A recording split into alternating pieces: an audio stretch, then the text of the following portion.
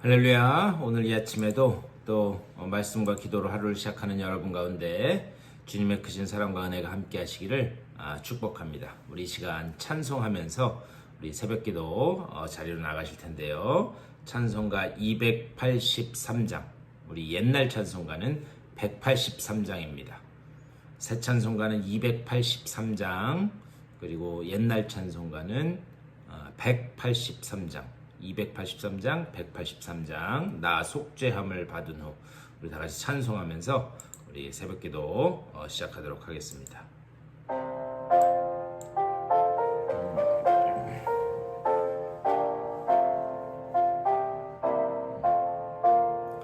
나 속죄함을 받은 후 한없는 기쁨을 다 헤아릴 수 없어서 늘 찬송합니다. 나 속죄받은 후 주를 찬미하겠네. 나 속죄받은 후 주의 이름 찬미하겠네. 나 속죄함을 받은 후 내 마음이 새로워 주 뜻을 준행하면서 죄 길을 버리네. 나 속죄받은 후 주를 찬미하겠네. 나 속죄받은 후 주의 이름 찬미하겠네. 나 속죄함을 받은 후 성령이 오셔서 하나님 자녀 된 것을 곧 증언합니다.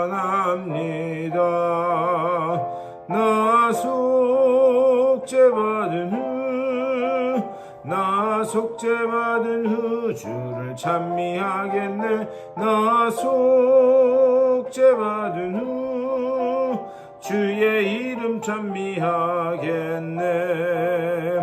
나 속죄함을 받은 후 보혈의 공로로 내 주의 은혜 입으니 늘 평안합니다.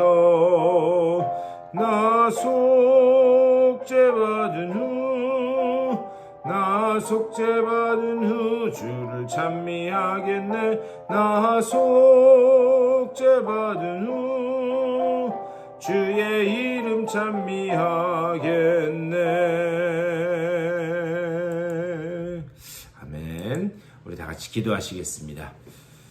우리 주님의 크신 사랑과 은혜를 감사드립니다. 또 화요일 이 아침에 저희들 비록 멀리 떨어져 있지만은 주님의 말씀을 가지고 하루를 시작하기 위하여 이렇게 화면 앞에 모이게 하여 주시고 또 찬양하며 기도하며 하루를 시작하게 하시니 감사를 드립니다. 주님의 그 놀라운 그 구속의 은혜가 오늘 하루도 나를 살리고 나를 다시 일으키는 귀한 그 원동력이 될 수 있도록 인도하여 주시옵소서. 내가 죄 사함 받은 후 나의 모든 것이 새로워지고 또 내가 새롭게 일어서 주님 앞에 설 수 있게 되었음을 감사하는 복된 아침 될 수 있도록 인도하여 주시옵소서.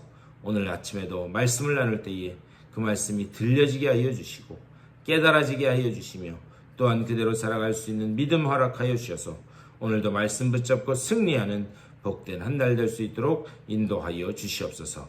감사하고 우리 주 예수 그리스도의 이름으로 간절히 기도드리옵나이다. 아멘. 우리 오늘 갈라디아서 3장 말씀 우리 또 보시는데요.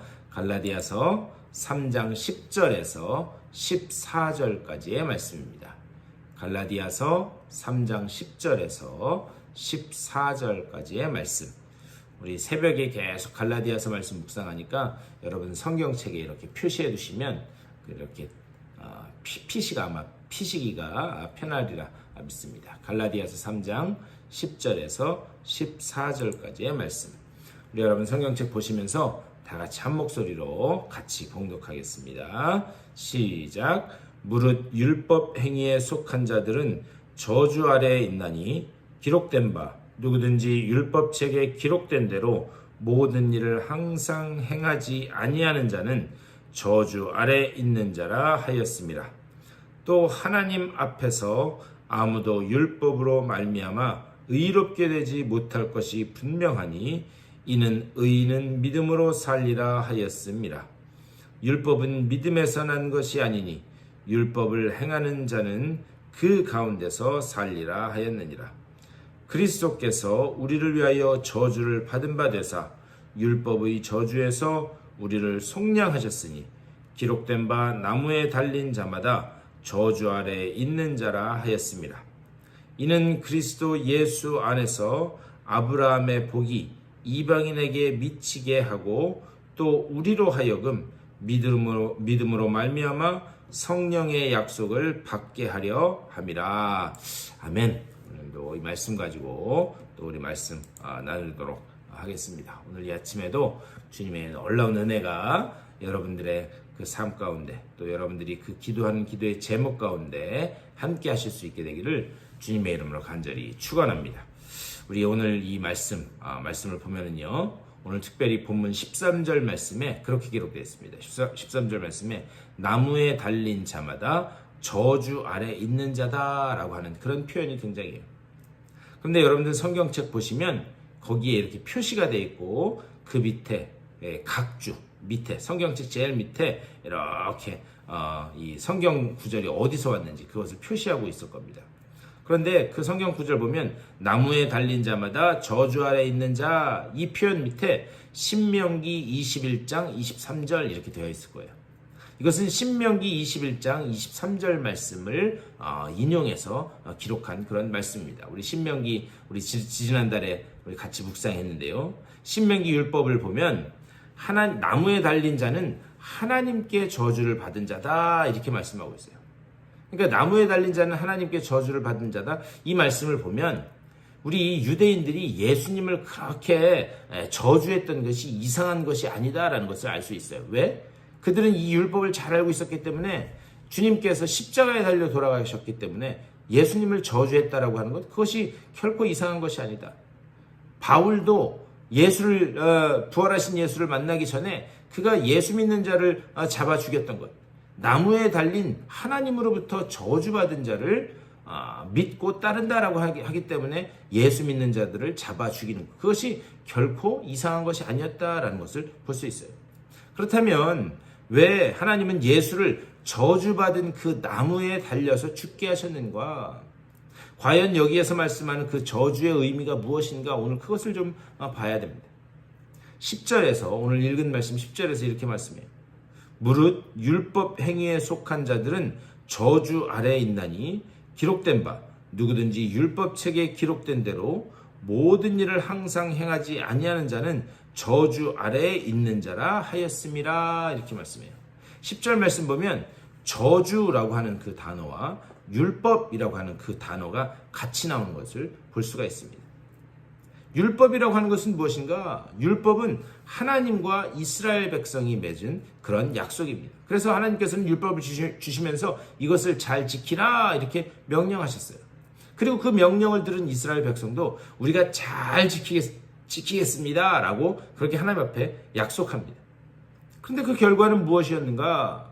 로마서 말씀처럼 율법을 통해 인간이 깨달은 것은 율법이 우리에게 요구하는 대로 그 요구에 다다를 수 있는 인간 존재가 단 하나도 없다라고 하는 사실을 깨닫게 된 거예요. 여러분 우리가 신명기 말씀 나눴지만 신명기 말씀은 무엇인가? 이제 가나안 땅 입성을 앞둔 이스라엘 백성에게 모세가 지난 40년의 광야 생활을 회고하면서 기록된 그런 유언처럼 남긴 그런 말씀입니다. 근데 그 신명기 말씀에서 특별히 신명기 27장 말씀을 보면 거기에 그렇게 기록되어 있어요. 가나안 땅에 들어갈 그 이스라엘 백성, 너희가 요단강을 건너서 가나안 땅에 들어가게 되면 큰 돌을 하나 세워라. 그리고 큰 돌을 하나 세워서 거기에 석회를 바르고 그리고 그것을 잘 말린 다음에 거기에다가 하나님의 말씀 율법을 기록해라 이렇게 명령해요. 근데 하나님께서 이 돌을 어디다 세우느냐? 이 큰 돌을, 하나님의 말씀이 기록된 큰 돌을 에발산에 세워라 라고 그렇게 말씀합니다. 여러분 아시는 분도 계시겠지만 이스라엘의 에발산이라고 하는 산은 어떤 산인가? 항상 저주가 선포되는 그런 산이었습니다. 그리고 그 에발산의 건너편에는 그리심산이라고 하는 산이 있었어요. 이 그리심산은 항상 하나님의 복이, 축복이 선포되는 그런 장소가 바로 그리심산이었습니다. 그렇다면 좀 이상하지 않은가? 어떻게 하나님의 말씀이 기록된 큰 그 돌을 왜 저주가 선포되는 이 에발산에다 세워라 이렇게 말씀하셨는가? 더군다나 이 에발산에는요, 신명기 27장 말씀 보면 하나님의 말씀이 기록된 큰 돌을 세운 다음에 그곳에 또 사람의 손으로 다듬지 않은 그런 큰 돌을 하나 갖다가 제단을 세워라. 그리고 그 제단에서 화목제를 드리라 라고 그렇게 말씀하십니다. 근데 이 화목제는 뭐냐? 화목제는 하나님과 인간이 화목하게 됩니다. 다시 말하면 우리의 죄를 하나님 앞에 아뢰는 그런 제사가 이 화목제였습니다. 왜 이렇게 하셨는가? 율법이 새겨진 큰 돌과 인간의 손으로 다듬어지지 않은 큰 제단, 도대체 이 사이에는 무슨 연관성이 있는가? 이것은요 사실 인간의 과거의 모습을 말씀하는 거예요. 인간은 어떤 존재였는가? 율법 아래에, 저주 아래에 있는 존재였다. 우리는 과거에 율법 아래에 있으면서 저주 아래에 있는 존재였다. 아니 왜 율법 아래에 있는 것이 저주 아래에 있는 것인가? 여러분 율법을 온전히 지키는 것, 율법을 온전히 지킨다라고 하는 것은 불가능하다. 여러 가지 율법의 조항에 663개의 그 율법 조항을 넣어가지고 그것을 하나하나 다 지킨다? 그것은 도저히 불가능하다. 그렇기 때문에 지키지도 못할 율법 아래에 묶여있다라고 하는 것, 그것이 저주였다는 거예요. 다시 말하면 그 율법 때문에 내 죄가 드러난 거예요. 율법이라고 하는 잣대를 인간 한 사람 한 사람에게 댔더니 인간이 얼마나 죄덩어리인가 그것이 여실히 드러나게 되었다라고 하는 그런 말씀입니다. 그래서 저주라. 그래서 율법 아래, 저주 아래 있는 것이다. 그리고 인간의 손이 닿지 않은 그런 큰 그 제단 위에서 화목제물이 드려. 인간은 죄인이기 때문에 그 죄를 하나님 앞에 고백하면서 그 인간의 손으로 다듬어지지 않은 그 제단 위에 하나님께 화목제물을 드리라. 여기서 인간의 손이 닿지 않은 그런 그 제단이라고 하는 것, 그것은 무엇을 의미하는가? 오직 하나님의 은혜, 예수 그리스도의 공로로만 우리에게 구원이 임한다라고 하는 것. 인간의 손이 닿지 않고 오직 하나님의 은혜, 그리고 하나님의 내 공로가 아니라 예수 그리스도의 공로로만 우리의 구원이 이루어진다. 그것을 이렇게 설명하는 거예요. 그래서 하나님의 그 사랑, 예수 그리스도의 은혜, 그것 때문에 우리가 저주가 선포되는 에발산에 있다가 복이 선포되는 그리심산으로 옮겨지게 되었다. 그것을 지금 이렇게 설명하고 있습니다. 그러니까요, 저주가 선포되는 에발산이나 축복이 선포되는 그리심산이나 이것이 서로 다른 별개의 산이 아니라 결국 그것이 하나였다라고 하는 것을, 다시 말하면 우리의 구원이 어떻게 이루어지게 되었는가, 그것을 에발산, 이 그리심산이라고 하는 것을 통해서 설명을 하고 있는 거예요. 그렇다면 오늘 우리가 읽은 말씀 본문 13절에서 이렇게 말씀해요. 그리스도께서 우리를 위하여 저주를 받은 바 되사 율법의 저주에서 우리를 속량하셨으니 기록된 바 나무에 달린 자마다 저주 아래에 있는 자라 하였음이라. 우리 예수님께서는 화목제물 어린 양으로 이 땅에 오셔서 그래서 십자가에서 저주를 받으셨다. 그것을 이것을 말씀합니다. 여러분 한번 생각해 보셨으면 좋겠어요. 내가 아무 잘못도 없는데 내가 저주를 받는 것, 아니 그 저주를 받는 것은 둘째치고 내가 아무런 잘못이 없는데 억울하게 누명만 써도 사람이 미치고 환장할 지경인데 그 누명 쓴 것이 아니라 거기 한 걸음 더 나아가서 저주를 받았다. 우리 주님께서 왜 저주를 받으셨는가? 바로 나 때문에, 나의 죄 때문에 그렇기 때문에. 그런데 문제는 뭐냐?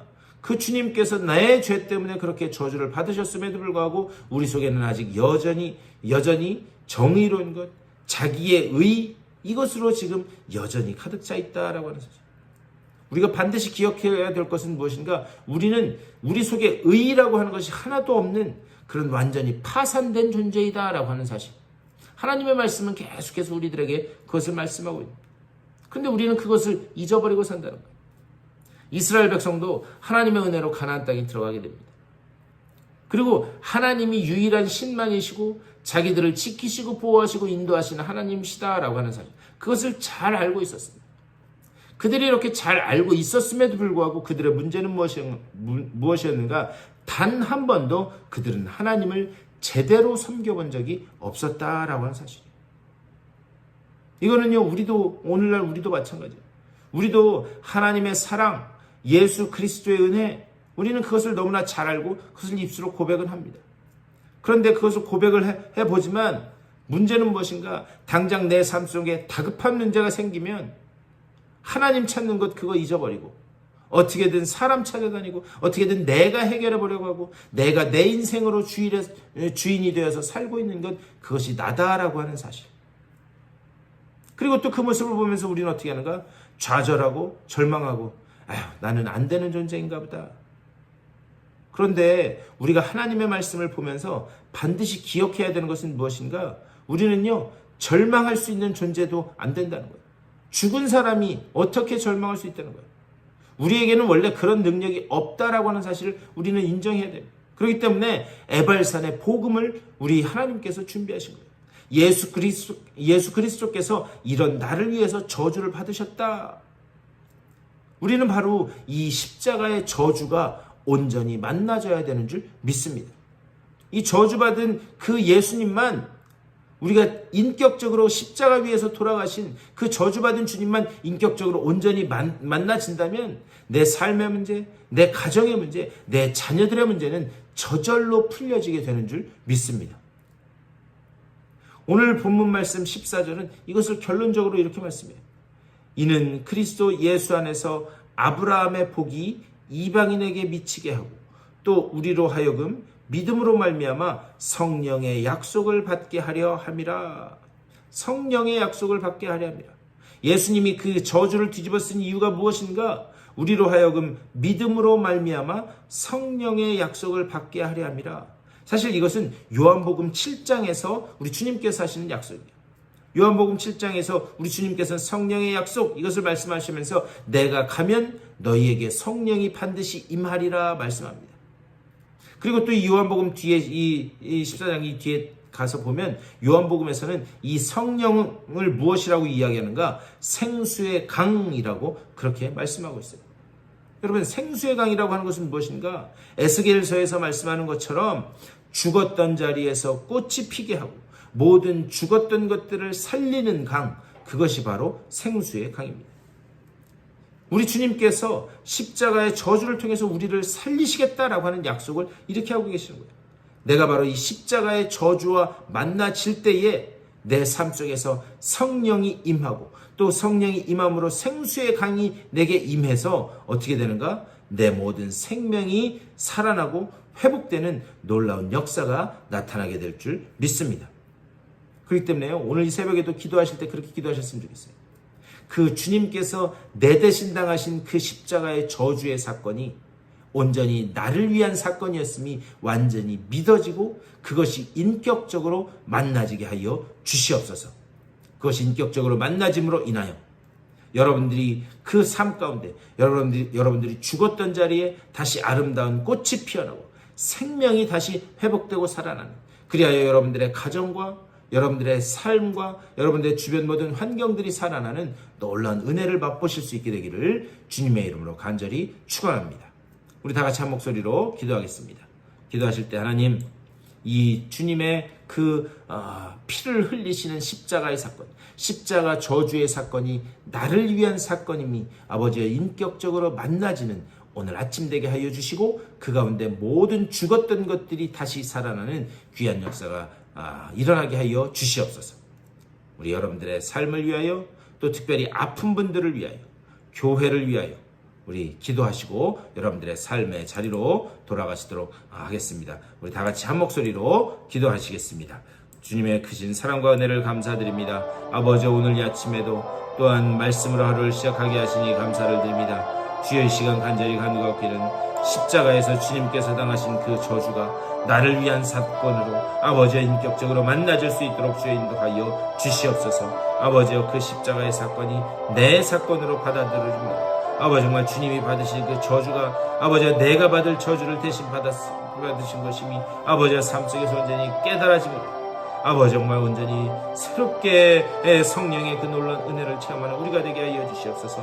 아버지, 성령이 우리의 마음 가운데 임하게 하여 주시고 우리를 살리는 생수의 강이 아버지 우리 가운데 임하게 하여 주시고 그 가운데 온전히 아버지 우리를 세우고 살리고 다시 일으키는 그 놀라운 생수의 강을 체험케 되는 우리 모두의 삶이 될 수 있도록 인도하여 주시옵소서. 주여, 부족하고 연약한 우리들을 주님 붙잡아 주시옵소서. 그 생수의 강이 아니고서는 아버지의 성령의 은혜가 아니고서는 우리가 단 한순간도 온전히 설 수 없는 존재임을 고백하오니 주여, 물붓듯 부으시는 그 성령을 아버지여, 불같이 많은 그 성령을 온전히 함께 하여 주시고 우리 가운데 하나님의 그 놀라운 성령의 은혜를 힘입어 다시 힘있게 일어서는 귀한 역사가 나타날 수 있도록 주여 붙잡아 주시옵소서. 나 자신을 보며 좌절하거나 포기하지 않게 하여 주시고 오직 아버지여, 내게 부어주신 그 성령을 힘입어 다시 힘차게 일어나고 담대하게 발걸음을 내딛는 우리 모두가 되게 하여 주시옵소서. 우리 교회를 주님께서 붙잡아 주시옵소서. 하나님께서 사랑하시고 기뻐하시는 우리 교회인 줄 믿사오니 아버지, 우리 교회가 온전히 주의 복음을 증거하는 아버지여 복된 아버지여 재단으로 아버지여 우리 교회 주변에 죽어가던 영혼들을 살리는 아버지 정말 귀한 재단으로 설 수 있도록 주여 아버지 붙잡아 주시고 인도하여 주시옵소서. 우리 재단을 통하여 선포되는 말씀이 아버지 정말 죽어가는 영혼들을 살리는 귀한 역사가 나타나게 하여 주시되 아버지여, 특별히 우리 재단에 속한 이들 아버지 정말 그 가정과 자녀들 가운데 아버지 육체 질병으로 고통받는 이들이 있습니다. 아버지여, 주님께서 친히 찾아가시고 능력의 오른팔로 안수하여 주시고 치유의 광선을 비춰 주시사 아버지여, 모든 그 질병이 병마가 떠나가게 하여 주시고 온전히 회복되는 귀한 역사가 나타날 수 있도록 주여 복 내려 주시옵소서. 오늘 하루도 기도와 말씀으로 하루를 시작한 주님의 귀한 백성들입니다. 주님 한 분 한 분 찾아가 주셔서 위로가 필요한 자들에게는 위로를, 주님의 그 은혜가 필요한 자들에게는 주의 놀라운 그 성령께서 주시는 은혜로 예수 그리스도께서 주신 마음의 평안으로 채워주시고 아버지여, 주님 주신 용기와 담대함을 가지고 오늘 하루 다시 일어설 수 있도록 주여 아버지 붙잡아 주시옵소서. 아버지 정말 그 기도하는 자리에 주님 찾아가시고 주님 능력의 오른팔로 안수하여 주시고 다시 일어서는 귀한 역사가 나타날 수 있도록 주여 주님께서 붙잡아 주시고 인도하여 주시옵소서. 아버지여, 주님